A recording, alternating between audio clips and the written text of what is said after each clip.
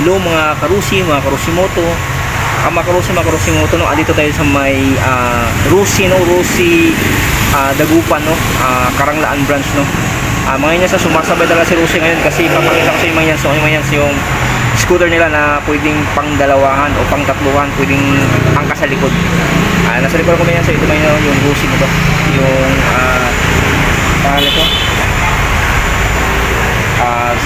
CWU 680W Rusi scooter. Electric to, electric. Marami na sa silipin natin. Ito siya mga yan siya, yung Rusi, no, Rusi na electric, no. Ito mga yan siya. Yan.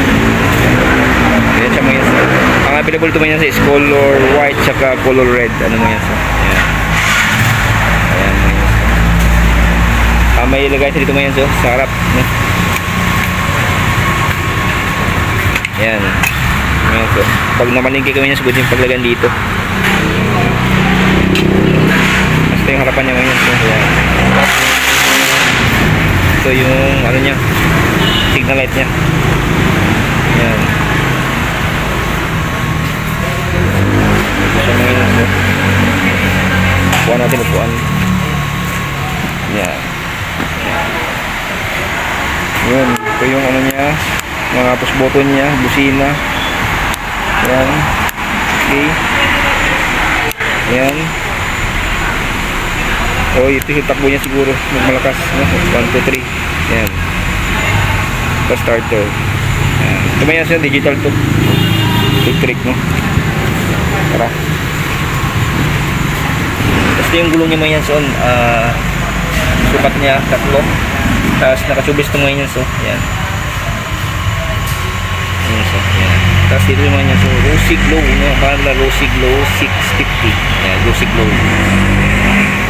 Dito may yan, pwedeng dalawa ito may yan, dito, nakasama yan sa dalawa sa likod.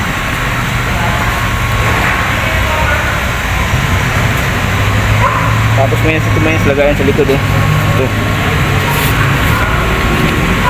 Yan, tapos may ano dito sa likod, oh. Ilaw. Yan, tapos yun, na-design na Rusi dito sa ano niya, side wheel. Tapos yung kulay nito may yan, yung tsura ng gulong niya.